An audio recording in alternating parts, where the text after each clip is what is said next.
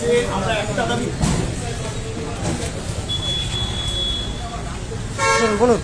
আজকে আমরা একটা দাবিতেই ডেপুটেশন কর্মসূচি দিয়েছিলাম।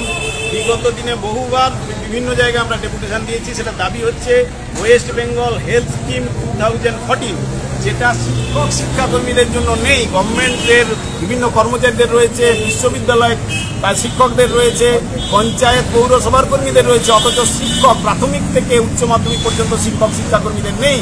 এ দাবি আমরা বিভিন্ন সময় তুলে ধরেছি এবং আজকে যেটা মুখ্যমন্ত্রী এবং মুখ্য সচিব তারপর ফিনান্সে আমরা এই দাবিটা তুলে ধরার জন্য এসেছিলাম। আমরা পূর্ব ঘোষিত কর্মসূচি বারবার ইন্টিমেশন দিয়ে আমরা ডেট চেয়েছি, দেওয়া হয়নি। তারপরে আমরা নিজেরাই ঘোষণা করে প্রকাশ্যে জানিয়ে এসেছি। তাকে কেন্দ্র করে যে অপ্রীতিকর ঘটনা ঘটছে সেটা সকলে শুনলে চমকে যাবেন। গতকাল আমার বাড়িতে পুলিশ পাঠানো হয়েছে এবং এমনকি গোটা এখান থেকে কলকাতা থেকে নবান্ন থেকে এবং শিবপুর থানা সমস্ত জায়গা থেকে কন্টিনিউ ফোন, মানে একটা ত্রাস, একটা সন্ত্রাসের পরিবেশ তৈরি করা হয়েছিল। এবং কেন আপনাকে ডেপুটেশন দিতে হবে না? এই জন্য আমাকে বলা হয়েছিল যে আমাকে চিঠি পাঠানো হয়েছে, তো সে চিঠি আছে, বলা হয়েছে যে কোনোভাবে আপনাদের ডেপুটেশন নেওয়া হবে না। তাহলে একটা গণতান্ত্রিক দেশে আমরা আমাদের দাবি একটা জনপ্রতিনিধির কাছে তুলে ধরবো, আধিকারিকদের কাছে তুলে ধরবো, সেটার সুযোগ পাবো না। এ কেমন দেশ, কেমন রাজ্য? এতক্ষণ কোথায় ছিলেন? দেরি হলো কেন?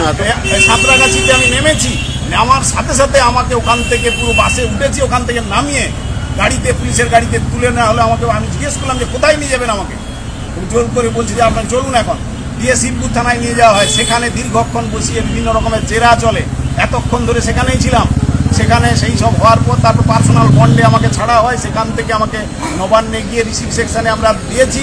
মুখ্যমন্ত্রী যে জায়গায় দেওয়ার সেখানে গিয়ে আমরা একজন দায়িত্বে ছিলেন যিনি, তার সঙ্গে কথা বলেছি। তিনি বলেছেন যে এই বিষয়টা তিনি শিক্ষা দপ্তরে পাঠাবেন এবং যাতে গুরুত্ব দিয়ে বিষয়টা দেখা হয় তার জন্য বললেন। সেটা তো বিষয় আমরা দেখব বাস্তবে সেটা কতটা কি হয়। কিন্তু যে দাবি একটা জানানোর জন্য এই ধরনের পুলিশে ছয়লাভ করে দিতে হচ্ছে, একটা সাধারণ দাবিপত্র তুলে ধরা, এটা কি একটা মানে গণতান্ত্রিকভাবে আমরা সেই অধিকারের জায়গায় আছি? শিক্ষক শিক্ষাকর্মীরা এখানে কি আমরা কি ভাঙচুর করতে এসেছি? আমরা তো পরিষ্কার বলেছি যে আমরা অল্প সংখ্যক যাচ্ছি, এখানে জমায়েত করছি না। আপনাদের যে দাবি সেটা কি নবান্ন অবধি পৌঁছালো? নবান্ন অবধি পৌঁছালো। আমরা রিসিভে দিয়েছি এবং কথা বলেছি। তারা বলেছে যে শিক্ষা দপ্তরে এই ব্যাপারটা তারা এখান থেকে পাঠাবেন, তার ভিত্তিতে আমাদের ফিডব্যাক দেওয়া হবে বলেছেন। সেটা আমরা পাই কিনা দেখি, কিন্তু আমাদের এই দাবিতে আন্দোলন কিন্তু লাগাতার চলবেই। আপনার নাম? আমার নাম কিঙ্কর অধিকারী, সাধারণ সম্পাদক শিক্ষানগর।